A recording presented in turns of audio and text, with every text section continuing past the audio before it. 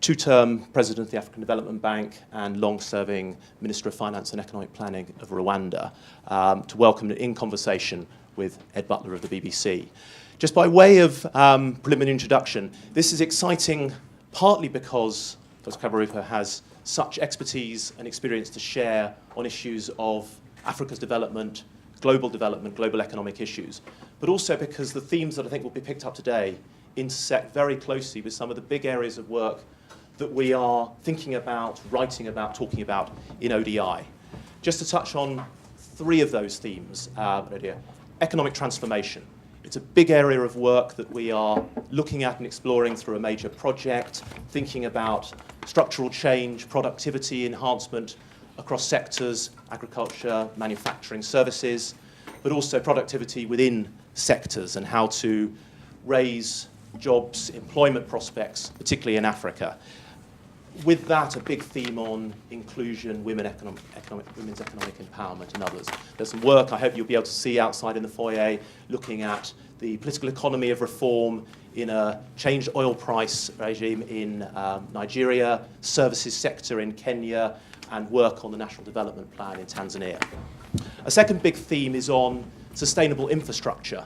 One of the things that ODI is very proud to do is to host and to be a partner in the New Climate Economy, which is a major project looking at the combination of climate-smart programs that also focus on growth and growth trajectories. A major report launched last week, the Sustainable Infrastructure Imperative, and President Felipe Calderon, President of Mexico, spoke about the role of the multilateral development banks and their drive in financing and helping government policy frameworks. So it's another big area of work. And thirdly, of course, the reform of multilateral financing and the multilateral development system itself. President Kaberuka recently on the high-level panel of future multilateral development banking, but also looking at the role of regional development banks in a new era, catalysing the private sector, supporting infrastructure, helping with jobs. So some really important, significant themes, of course, for global development, global economic issues, but also at the core and the heart of what we care about and work on here at ODI. And a final thought before I hand over. It's particularly special as well because of the role that the ODI Fellowship plays as well. We were talking just before about the instrumental contribution that ODI Fellows have played in Rwanda during the period there in the Ministry of Finance and Economic Planning, and still do. And we may hear something there about the role of talent and expertise. But it is my pleasure now to hand over to our interviewer, Ed Butler, who is an award-winning BBC presenter, producer, and reporter with many, many years of experience covering the economy, business, arts, current affairs. He's interviewed heads of state across many continents, reported on conflicts throughout the world as well. Most recently, he's been hosting the BBC's World Service flagship business show, Business Daily, and has focused particularly on the financial crisis and the Arab Spring. And he also teaches up-and-coming journalists as well of their tradecraft, a link back maybe to some of the fellowship role. So, delighted to hand over to Ed Butler, Donald Kaberuka. Please, yourselves, enjoy. Thanks.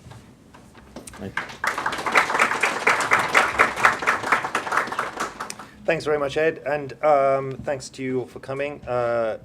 Donald, you will be familiar, I'm sure, with his background. I won't spend too long on it, but having spent 10 years in charge at the Development Bank, described as one of the transformational, perhaps the transformational leader of the African Development Bank in its several decades-long history. He stood down last September, his leadership characterized by a big push on the private sector and leading the front on infrastructure development across the continent, championing as well, of course, inclusive growth and the way in which the bank can support that, and of course the response post-financial crisis in maintaining some of the struggles, the challenges that African economies faced at that time. Donald, thank you for joining us very much. I would just like you, perhaps just to summarize exactly what the bank has done since you began in 2005.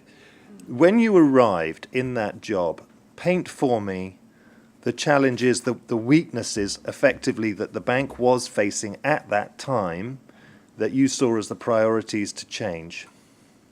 Right, thank you. It's a pleasure to be here.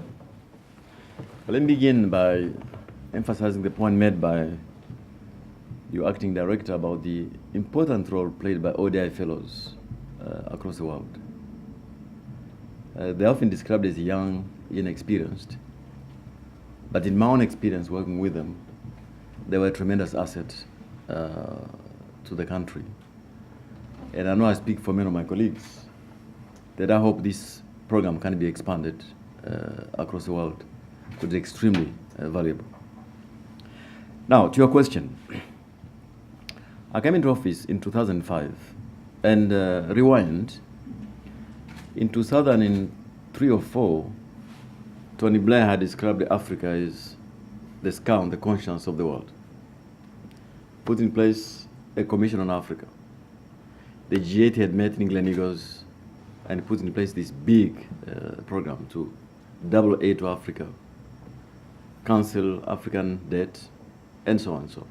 So the mood then about Africa was the scar on the conscience of the world. I took a different view. I thought that my own reading of Africa was that the continent was on the cusp of a big change,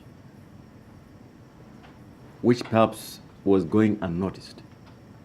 So I decided to shift the narrative from the one of Tony Blair to my own.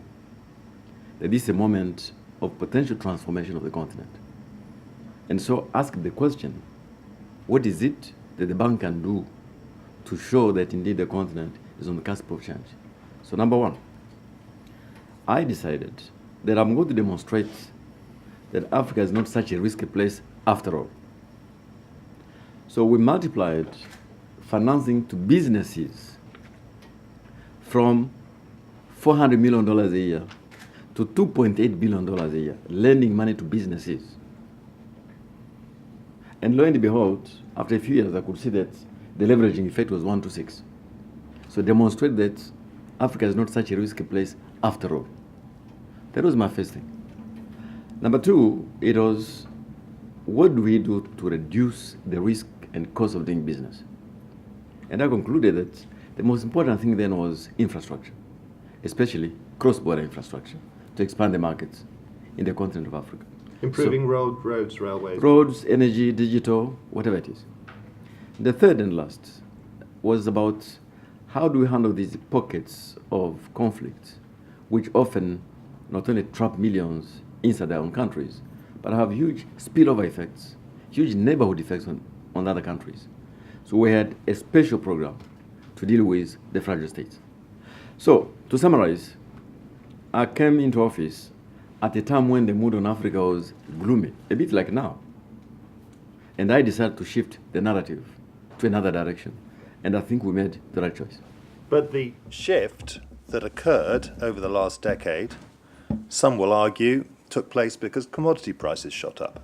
And essentially, commodity producers, mineral producers, oil producers, and so on, started absolutely raking the money in, which obviously had a huge transformational effect on the GDPs of those countries, but perhaps has not transformed the narrative deeper down the system.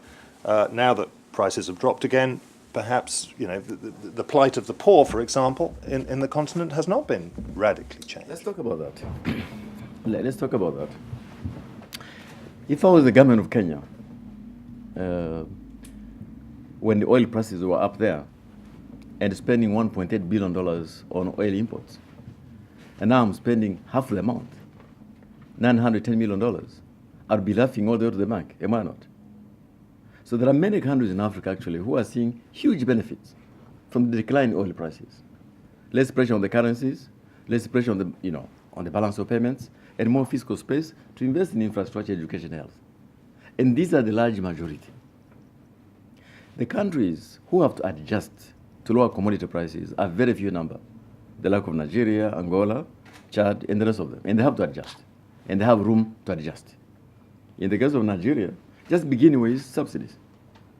If they act on subsidies, which are inefficient, which benefit largely the middle classes, there's room there for adjustment. But I'm saying to you that this commodity super cycle at its end has different effects on different countries, some positive, some negative. And the idea that Africa can be equated to the price of oil is one which I reject entirely. It's one of those nice stories. But in my own country, Rwanda. All right? The country is very happy to see low oil prices. All right? And I think the fiscal space thereby is actually showing benefits. Number two, let me tell you something which many people don't know. If you add up the economy of Nigeria and South Africa, that is half the economies of sub-Saharan Africa. So often when they tell you the growth rate in Africa is now down to 2.5%, it's because of the weight of these two countries. Outside South Africa and Nigeria, many economies are actually growing above 6%. West Africa, East African space. Now, these are numbers which are often lost in the narrative about Africa equal to commodities. And finally, if I ask around this room, how many of you are aware that between Ethiopia and Djibouti, they have just completed Africa's first electric railway, 760 kilometers, cut down travel from 10 days to 10 hours. It cost 3 billion, but fully transformation. I think the sort of Ethiopia now is lost about some of the tension they're having, but no one is looking at the rate of investment, public investment, which has gone in this country over the last 10 years, which is the story of many other countries as well. How much of that is AFDB money in Ethiopia? No, we funded between Ethiopia and Djibouti electrical connection, power connection, but this is Exim Bank of China. So what is your role, the bank's role? What has it been? I mean, you talked a little bit about this cross-border infrastructure. Paint for me the 30 billion plus that you have as, at your disposal as a bank. How is this money being dispersed in terms of projects? What has been the selection process over the last decade or so? Okay, so the African Development Bank commits about $80 billion per year. We have got three categories of countries: the middle-income countries, the like of South Africa, Morocco, Egypt. We lend them money, the commercial rates, a bit softer than the capital markets, maybe 100 basis points, 10 years grace period, they can pay for 20 years. We have a second level of countries, frontier markets, where you mix grants and loans. Other countries, what is soft loans, other countries, pure grants. So we have got categories of borrowers. And we lend anything which the countries believe is important in their plans. But our emphasis at the African Development Bank was to focus on infrastructure. So digital economy, water, roads, electricity. And then focus also on cross-border infrastructure to expand the African market. Remember how the African Development Bank was created, because we're not a smaller version of the World Bank. We're not even a smaller brother of the World Bank. We're a different bank. In 1963, when the African leaders set up the Organization of African Unity, they decided that the colonial borders will be respected. They accepted that these borders do not make sense, but they decided not to open the Pandora's box. But at the same time, they made a decision they should try to create one single market in the continent. And that's how the bank was created. So fundamentally, our role was to try to create an African economic space. And that is why we put much emphasis on cross-border infrastructure, regional centers of excellence, bring down tariffs, non-tariff barriers, all kinds of things which create a common African space. How are you getting on with bringing down tariffs? I mean, obviously there are regional low-tariff areas, but tariffs remain pretty high in many parts of Africa, don't they? Cross-border tariffs? Not at all. I think you need to look at the data. Actually, tariffs are no longer a problem in Africa. In fact, they are now down to what I call insignificant levels. For example, in the space I come from, the average tariff now would be less than 7%. What is an issue for us is non-tariff restrictions and movement of people. That is where we need to make much progress. An African passport has just been issued. I hope many more African citizens can have access to it. I hope that we have got fewer demand for visas. Do you know? You people here, maybe many of you are British. It's easier for you to travel within many African countries than I. Because in some countries you don't need visas, but I need visas. So we're trying to figure out how to ensure that African people, bona fide travelers, can travel within Africa Number two, how to bring down non-tariff restrictions, mainly related to red tape. But on tariffs, a lot of progress has been made.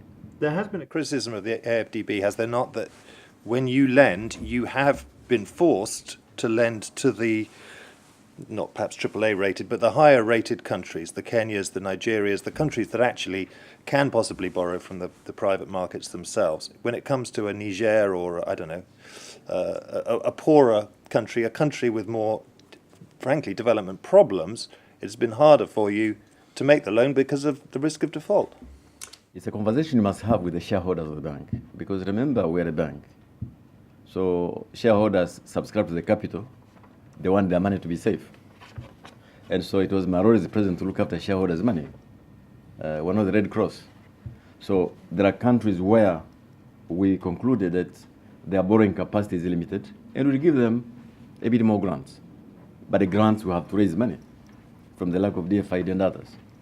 We could lend them or give them grants as much as we could afford. And then for countries able to borrow, by the way, we did not lend the money simply because they have capacity to borrow. We would have to make sure that our money is well used and that it is within the sustainable lending limits for those countries. So we were a bank, we are development finance institutions, but we also have to respect financial orthodoxy. You asked, I think you were quoted in the media last year asking if the structures and the business model of the bank were wrong. This was towards the end. You may have been misquoted, but it was a critique, it seemed, of the own structures of the AFDB itself. Do you think that there are shortcomings in the way that it's structured? Does it need to evolve? I don't recall in what context I said that, but probably it was a criticism of MDBs as a whole, multilateral development banks. Because remember, multilateral development banks came into place at a particular time in history, when there was an assumption that wealth was in the north, poverty was in the south. Now we're in a different world. There is wealth in the north, wealth in the east, wealth in the west, wealth in the south, and poverty almost everywhere. And I think the institutions then have to shift to realize this new landscape. That's number one. Number two, there's also an assumption that policies that make development happen are only available in the north. Now we know, when we look at the G20, that the policies that bring about development are actually available across the world. And so I was only saying that since MDBs, multilateral development banks, are about money in policies, they have to realize this new landscape. The Chinese have just set up their own infrastructure bank. G20 countries, their own bank. I think many more are coming. I was only saying that the MDBs have to wake up to this new reality and shape up. Do you need to restructure your relationship with the World Bank, for example, and the other major institutions? Do you think that there needs to be some reordering of the division of labour, if you like, between your body and theirs? I'm on record as saying that I do think that all these institutions have figured out a new modus operandi, how to work together. And I would like to see the World Bank focus more on the global public goods and leave programs, investments in different regions to regional banks. But this will require that shareholders accept that particular approach. I think we have got many global problems today where there's no particular institution to address them, from climate change to migration to epidemics. So I do think we have a new situation where we can have a global institution which handles global problems, global public goods, leaving regional institutions to handle regional problems. But of course, working together in a seamless way. You were giving an example of the World Bank being powerless as it was after the Ebola crisis to directly intervene there because of what? Because of its own charter? I mean, give an example of how that might work in an African context. Not just the World Bank. I think there was global paralysis during Ebola. I'm sure you would agree. There was more than a global paralysis. We were defeated by this virus.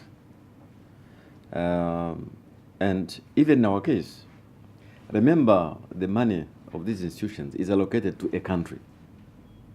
The money you have for regional problems is very limited because of a doctrine which says you have to give money to a country depending upon its performance.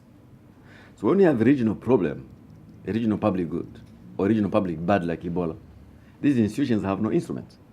So in our case, we are to jiggle around through our fragile state facility to find money to give to the Ebola-affected countries. So instruments to handle those problems, those instruments are lacking, and those instruments are now needed. And I think the World Bank is the best place to begin to ensure that next time we're faced with a problem like migration or Syria or Ebola, we have an organization that can handle them. It's a bit mind-boggling to my. I mean, this is just an instinctive response to think how the World Bank intervenes with a health crisis, a transnational health crisis like Ebola. I mean, is that just pumping money into just new local regional health facilities, or retraining staff, or what? What would it look like? And indeed, migration, which again, of course, is a hugely politicized issue. You know, Ed, I think a couple of years back we had earthquakes in Chile and Haiti. If my recollection is right, the earthquake in Chile was of a bigger magnitude, but it killed less people. The one in Haiti was of a smaller magnitude, but it killed more people. It is the same with Ebola. Ebola was not a problem of the virus. It was a problem of weak, broken public health systems because of the war and mayhem in Sierra Leone and Liberia. And the proof of that is that Nigeria, with all their problems, or Senegal, they were able to cope with Ebola because the public health systems were functional. And so before you condemn people putting money into Liberia and Sierra Leone, it is important to rebuild the public health system. And so anything which contributes to that, whether it is money, policies, or delivery capacity, and whoever does it is most welcome. Specifically, let's move to, you were talking about infrastructure investment, and of course one of the big topics at the moment has been this idea of leapfrogging, as it's described, which obviously was a term used about mobile communication technology a few years ago in Africa, and now is being used very much in the sense of the power supply, right? The idea that somehow sustainable power sources, wind, hydro and solar, can bypass the grids, which frequently, well, I mean, I think we have to be blunt, are pretty hopeless in many parts of Africa at the moment. And therefore, the idea is you could even perhaps have city-based, I mean, this is perhaps too fantastical, I don't know, but city-based solar projects or wind projects that could be a large part of the power source, even if that region was largely cut off from the grid. I mean, how does the AFDB respond to that idea? How viable is this idea? What's your vision of the development and the change in power supply so badly needed across Africa? Mm. First of all, I think the Mo Ibrahim Foundation report last week said two things on infrastructure. How much progress Africa has made on the digital side. Incredible, everywhere. And the reason for that is that since the 1990s, with the deregulation of the telecom sector, the policies are about right. And we do think if the policies in the energy sector improve, we can make the same revolution. And things are beginning to happen. Now, on energy, this is how we looked at it in the African Development Bank. We look at energy availability, what we call the triple A's. So energy has to be available. But available does not mean that it is accessible by all. People in the rural areas will not have access to the grid, even if that was available. So there's energy access. But even when it is accessible, it may not be affordable. So there's energy affordability. That's the third A. And then there's energy sustainability. So every investment we made in the energy sector has to meet these three A's and the one S. So we address the rural areas from the viewpoint of access, availability, and sustainability. Small solar stations, microgrid, and so on. And then we're agnostic. We take a very pragmatic view as to the mix between renewables and non-renewables. It depends upon what is available in a particular country. And Africa has plenty of renewables. Plenty of renewables. Our hydro is developed by less than 10%. So for us, not the choice between a renewable and non-renewable. We have plenty of the former.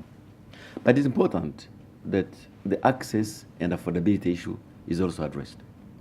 At the moment, it's addressed wrongly through non-targeted subsidies, which are wasteful, they undermine the fiscus, and often benefit only the better off. So, to sum your question, we think it is time now for an energy revolution. The cost of solar has been coming down. Battery technology is improving. And so we believe that it's possible now to mix grid sources, non-grid sources, and making energy available to all. Just one number for you, a number you hear very often, that the whole of Africa produces less electricity than Spain is true. But could even go further. That energy is available mainly in large cities. So we need to figure out a way in which the rural people stop destroying the environment because they are looking for charcoal to provide for their families. And to what extent is the bank actually specifically targeting energy production, ramping up this power supply shortfall? I mean, how much is that a part of the agenda now? No, you have to address the entire chain, from production to transmission, and cutting down losses in between.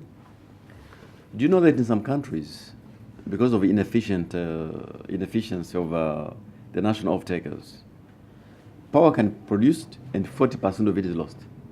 So 40% technical losses. You could have as high as 30% commercial losses. So we want to produce, want to limit losses in transmission, and want to ensure availability across the population, including the poor people. How much, though, so talk to me about the types of projects perhaps that have existed, and are these public-private partnerships now? I mean, is that the way that you would go with something like kind of renewing the grid or upgrading, renewable, for example, solar farms, wind farms, and so on? No, the way to look at it is this. It's not about public or private. It's about how to leverage the strengths of each party. Private people can produce electricity. Putting a turbine in the middle of a river is not a big problem. They can invest money there. But they have to be sure that there'll be a buyer whose balance sheet is strong enough to ensure that the agreement you signed with them for 30 years is respected. So it's about production, ensuring national off-takers are financially sound, so that you can sign this power purchase agreement over a long time, being sure that there will be a return on your investment. So the policy space is very important. And the country where we have made most progress is Kenya. I know Kenya is often criticized for many things, but on the power sector, they got it right. The policies allow both government and the private sector to produce power and sell it. We have made less progress, say, in Nigeria. They are busy sorting out the tariffs, the subsidies, the PPPs, and so on. And South Africa, even, you could see, when ESCOM, the national off-taker, was financially weak, we had issues, because we had lent them about $1 billion, I think, and they were concerned that they should quickly reform the national off-taker ESCOM. So it's about the policy space. There's a lot of money ready to go into investment in energy if the policy space is right. Is it right, generally? I mean, in terms of governments and everything else, in terms of the will, I will put it that way, of governments to fix the power problem. I mean, I've been in Ghana and I've been in Malawi, and I've seen these terrible problems with Ghana especially, with the failure, the constant power cuts and apparent policy paralysis, at least that's the popular view, around that. Is there a sufficient will on the part of the political class to make the investments necessary to try and catch up with the demand? No, it's a bit like some of these welfare policies in Europe. There's the belief that you have to make energy available to poor people by having huge amount of subsidies. A, it's not effective. Number two, does not actually reach the poor people. But it has the unintended consequences of undermining the financial viability of the national off-takers. And so they have no means for investment. You end up in a chicken and egg situation. So I do think the solution for me is to ensure that we have got subsidies for poor people. I emphasize for poor people. So you target them, smart targeted subsidies. But let everyone else pay. If you take Egypt now, the power subsidies consume about 7% of GDP. That is a lot of money. Now, that means that everybody gets subsidies, you and I, if we live there, all right? And because we consume more than poor people, we get more subsidies. So I do think that the solution, even in Ghana, in Nigeria, in many other countries, is ensuring that those who deserve subsidies get them, and those who don't deserve don't get them. In this way, you have got a financial viable off-takers to invest in energy. Shortly, perhaps not quite yet, I would like questions from the audience, so prepare yourself if you have any, and think what they might be. But I want to move on just a fraction now to some of these wider questions that we're looking at. In terms of, I suppose, the hardy perennial with Africa has been corruption and good government. To what extent, well, I suppose I'm going to go back to your experience over 10 years, and I don't suppose I'm going to get too many trade secrets out of you today, but you never know. Try. Yeah, I will. I'll give it a go. In terms of how you dealt with that, you're putting money into projects. I mean, I had this anecdote last week around from a businesswoman in Nigeria, sort of delighted about the collapse in the oil price because it meant that the government could no longer be creaming off money with government contracts for infrastructure development, and it was now the private sector who was taking over, and she was optimistic, which was interesting given that it's in recession right now. But for you, and you're putting money into perhaps joint projects with government money, and there is this reputation, many countries across Africa, for money being creamed off. I mean, how did you monitor that, and how did you cope with that?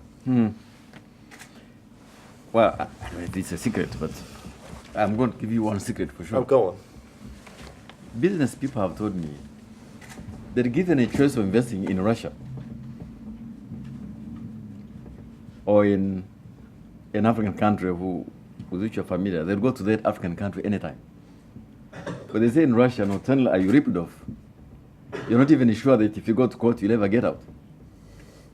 So before people conclude that Africa is equal to corruption, please step back a bit and say, two wrongs don't make a right. But we have many problems of that nature around the world. Some of them you're familiar with. Just walk from Ukraine eastward, and we can compare notes.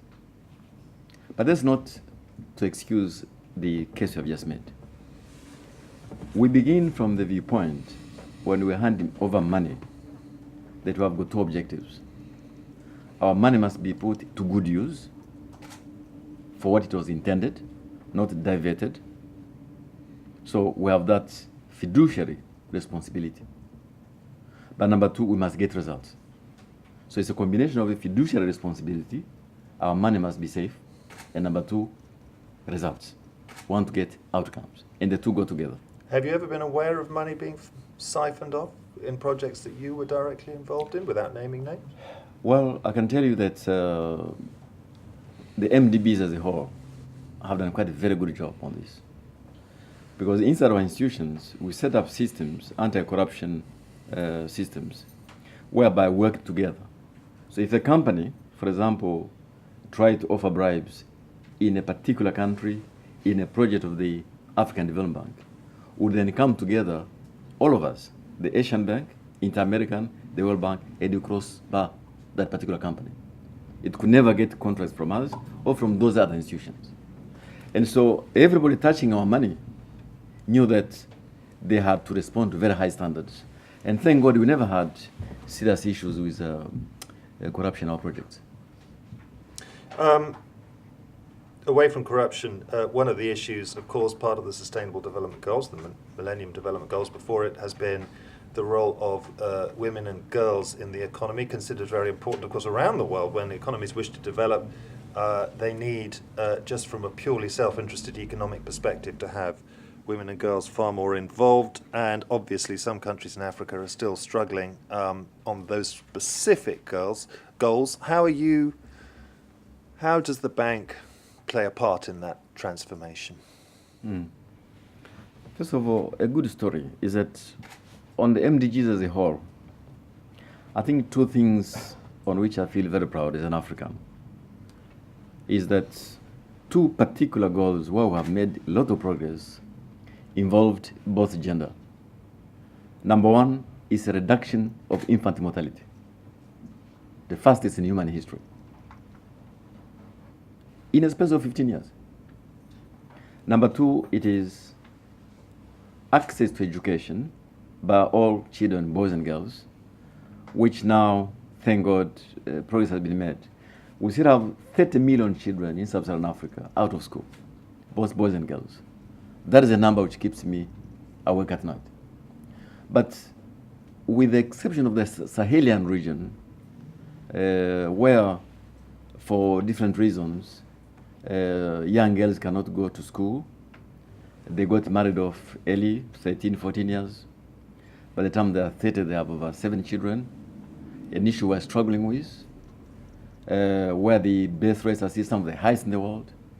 I would say in many other parts of Africa, huge progress has been made, including my own country, including places like South Africa, where now the issue of equal rights between men and women, boys and girls, is no longer such a big issue, because I think we are far, far ahead of the curve. But again, I say to you that the 30 million children out of school today is a big issue for me. What can a bank do specifically? I mean, is it just about putting political pressure? Because it seems to me, I suppose initially it looks like a political problem, doesn't it? When you want to change that equation in a specific country. How does a bank intervene to support greater gender equality and inclusion? Many of those children I've just mentioned are in conflict-affected countries. Somalia has not had a functioning government since 1990. You ask me what I can do in Somalia to work with others to bring an end to mayhem. Those children in South Sudan, those children in places like the Central African Republic. So we begin by working to resolve the conflict-affected countries. That is number one. Number two, for me, if there was an issue for which I'm prepared to support government to subsidize, is ensuring that every child goes to school, including children from the slums areas. Because that's how you cut the intergenerational transmission of poverty. So I do think that there is an issue of conflict-affected countries, and number two, there's an issue of public expenditure, where we have to ensure that every child is able to go to school. Just a couple of points before we come to questions. Should there be greater emphasis on international partnerships? We've talked about corruption a little bit, and obviously it takes two to have a corrupt transaction. Do you think that more should be done by European and US regulators to tackle not just, I suppose, bribery, but the illicit flows of capital, which of course has been a big talking point, the illicit flows out of Africa, how money is created in Africa doesn't always stay there? Yeah. Here, I love very much the conversation between President Buhari of Nigeria and Prime Minister Cameron. So, if the media is right... Shared through the media and the Queen, I think you may be familiar with that one. That Prime Minister Cameron says, well, Nigeria is fantastically corrupt. Buhari said, yes, we are, but the money is here in London. Can you give it back to us? So, yes. Rich countries have a huge role, because they are the destination of this money. And often their own companies are actually the biggest culprits. So they invest in our countries. They have these management models which minimize their tax obligations. All right? The money is then put in safe havens, and then you say the African countries are corrupt. So I do think that the OECD partnership, the G20 initiative, the initiatives by other individual countries, including your own, must today be accelerated, such that we work together, A, to minimize these losses, by the way, some of which, to be legalistic, are not unlawful. You know, it is manipulation of these management models in a way which you don't pay taxes in the country where you invest, you don't pay tax in the country where you come from. So we're all losers. So I think these illicit flows are an international responsibility. And I do hope that the G8 countries play a bigger role to return this money back where it belongs. Africa Rising, of course, was the great buzzword of, well, the period immediately after the financial crisis when so much high growth, you made a point about this already, that perhaps it was exaggerated because it was focusing on those oil-producing and mineral-producing countries, and they were just the largest economies already. How much has that bubble been burst? How much do we still believe that there is a new narrative for Africa, a new middle class and all those other things that we were promised 2 or 3 years ago? Mm. So let's walk out of the bubble and go to reality. The long-term problem of Africa is simple. It's simple. Is that since 1960, our share of global GDP has gone maybe from about 2.5% to 5%. But our share of global population has gone from 9% to 16%. So, as part of the global population, we are more Africans.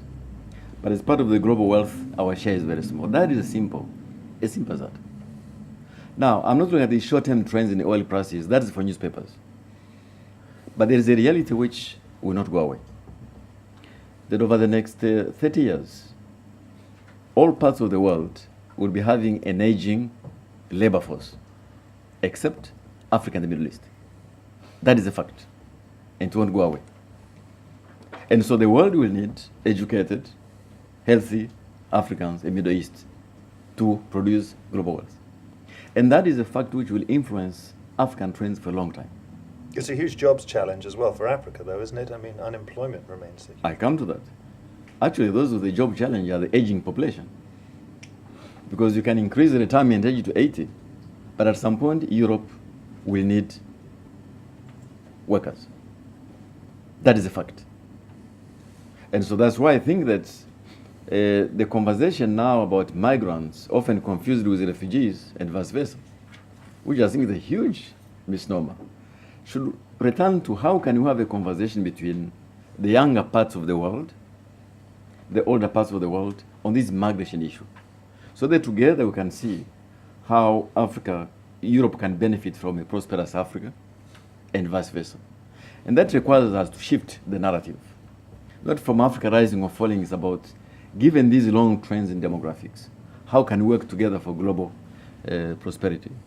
So I'm less interested in the short-term fluctuations of oil than the longer-term trends which will affect both our continents. What are the industries that are going to create those jobs? Are we talking about a manufacturing kind of explosion across Africa, like we're beginning to see more manufacturing in Ethiopia? We'll see it in other parts of Africa. I mean, where do you see the jobs coming from? I don't know. I'm telling you that it is unlikely that it will be jobs of the past. I think people are talking about the fourth industrial revolution. We're talking about industrialization based on talents and knowledge. So the challenge for my continent now is more around education, ensure that we give people skills for the jobs of the future. But if you ask me to give you a crystal ball, the kind of jobs for the future, I don't know. That will be a function of technology. Technology is moving on very fast. There are many more jobs lost than being created, at least for now. People are losing out from globalization, are blaming migrants, when in fact they need migrants. They're blaming foreign countries, when in fact you need foreign countries to work together. So I do think, look at the jobs in the future, we have to lift our sights to ask the question, what kind of education and training do we need? What kind of relationships we need together?